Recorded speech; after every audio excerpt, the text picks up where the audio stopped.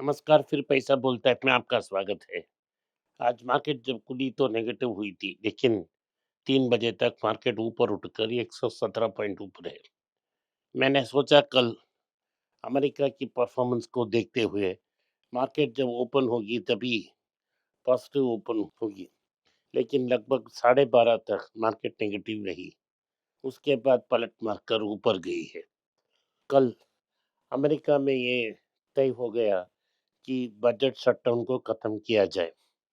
8 Democrat senators ने crossover कर कर जीओपी के साथ वोट की और उससे शटडाउन एंड हो गई है। अभी कांग्रेस में जाएगी जहां रिपब्लिकन की कंफर्टेबल मेजॉरिटी है, वो पास होकर आ जाएगी।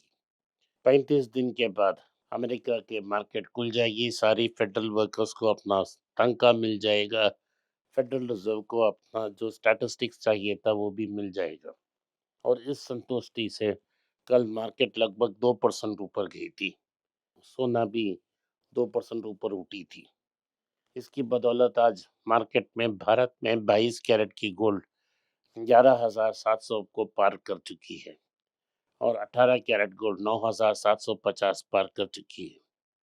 तो ओवरऑल दिवाली के बाद ये पहली टाइम ऐसा हुआ है करेक्शन के बाद, तब एक ही दिन में मार्केट में 2% गोल्ड ऊपर उठी है। लेकिन अनेक रूमर्स चल रहे हैं कि ये गोल्ड के लिए बहुत अच्छा समय है। आपको पता होना चाहिए कि गोल्ड का लिंक सिर्फ डॉलर और फेडरल रिजर्व के साथ है। अगर फेडरल रिजर्व ने दिसंबर में रेट नहीं काटी और एक अग्रेसिव पोजीशन ले ली, हॉकिश टोन ले लिया, तो गोल्ड फिर से सिमट जाएगी नीचे की तरफ। गोल्ड डायरेक्शन के लिए वेट कर रही है और फेड की सिग्नल बहुत इंपॉर्टेंट है। ये रहा गोल्ड की न्यूज़। ओवरऑल जो मार्केट में मंदी वो खत्म हो गई है, क्योंकि जो ब्रेकडाउन थी सेनेट में डेमोक्रेट्स और रिपब्लिकन्स के बीच, वो तो खत्म हो गई है। ट्रंप ने बताया कि भारत और अमेरिका का बीच जो टैरिफ का नेगोशिएशंस चल रहा है, वो डील अंत तक आ चुकी है और यूएस टैरिफ को खत्म करेगी और उसे वापस 15-20 के बीच में ला सकती है। तो अगर वो 50% से 20% काटती है, तो हमारा छोटा उद्योगपति जो अमेरिकन एक्सपोर्ट न होने से जूझ रहे थे, उनके लिए एक रिलीफ मिलेगा। लेकिन क्रिसमस का सीजन तो गया, उसके बाद ही देखा जाएगा अगला साल कैसा है। दूसरी बात यह है कि टाटा मोटर्स की कमर्शियल व्हीकल शेयर्स, जिसे टाटा मोटर्स के नाम से जाना जाता है, वो सबके अकाउंट में क्रेडिट आ चुकी है। नवंबर 12 यानी कि कल ये लिस्ट होगा और प्राइस डिस्कवरी हो जाएगी। इसके बाद ये डिसाइड किया जाएगा कि इसका दाम क्या है। लेकिन मेरा राय आपके लिए ये है, अगर आपने कंसिडरेशन चूज की तो दोनों टाटा मोटर पैसेंजर व्हीकल और टाटा मोटर को एक साथ कंसिडर करें। नोवो नॉर्डिस्क ने एमक्यूर के साथ अपना अग्रीमेंट इंक कर दी, जिससे एमक्यूर इस प्रोडक्ट को डिस्ट्रीब्यूट करेगी। एली लिली ने सिप्ला के साथ वैसा ही एग्रीमेंट साइन किया है। बजाज फाइनेंस की Q2 की रिजल्ट्स में अच्छी वृद्धि हुई है। 23% की प्रॉफिट बढ़ी है। 4,948 करोड़ का प्रॉफिट है।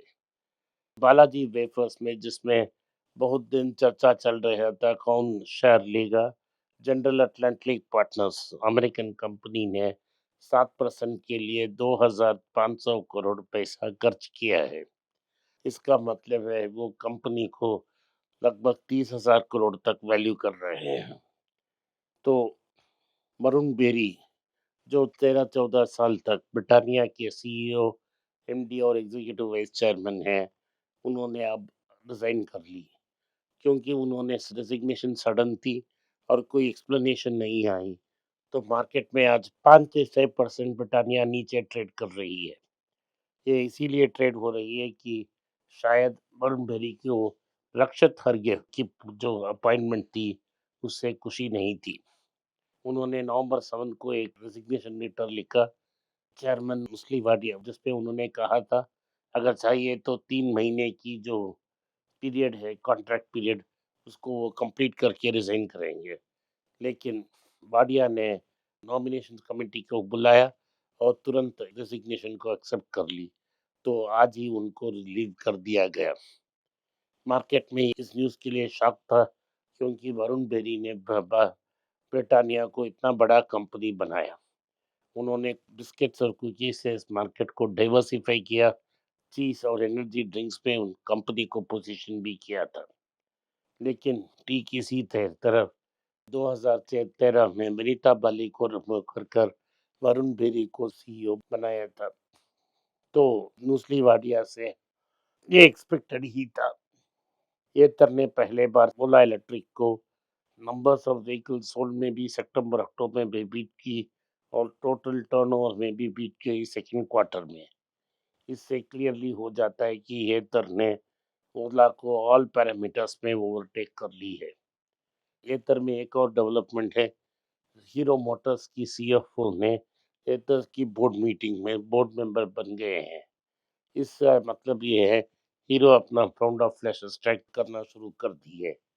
ये हो सकता है कि 1-2 साल में एथर और हीरो मोटर के पास एक डिस्ट्रीब्यूशन अरेंजमेंट भी साइन हो जाए ताकि हीरो के सारे डिस्ट्रीब्यूटर्स एथर को भी बेच सकते हैं। तो ये एथर के लिए अच्छी खबर है, उनकी लॉसेस भी कम हो चुके हैं। सिप्ला की स्टैंडअलोन Q2 सेल्स ने लगभग 8% ऊपर हुई है। टाइटन ने कहा है कि Q2 की सेल्स में लगभग 25% ईयर ऑन ईयर हो गई है, लगभग 16,534 करोड़। तो कर्नाटका बैंक की एमडी ने कहा है कि अनेक सीनियर लोग जाने से बैंक कोई इफेक्ट नहीं होता है। ये पर्सनल रीजंस के लिए उन्होंने रिजाइन की और उन्होंने कहा है कि बैंक की ग्रोथ में इनकी जाने से कोई इम्पैक्ट लगेगा। आज जो इन्वेस्टमेंट वर्ल्ड है उनके लिए एक बड़ा दिन है। वॉरेन बफेट ने थैंक्स गिविंग के पहले एक बड़ा खत लिखा, 24 पेज का खत। ये सारी बर्कशायर हैथवे इन्वेस्टर्स के पास गया जिसमें उन्होंने उसे अपना थैंक्स गिविंग लेटर बताया।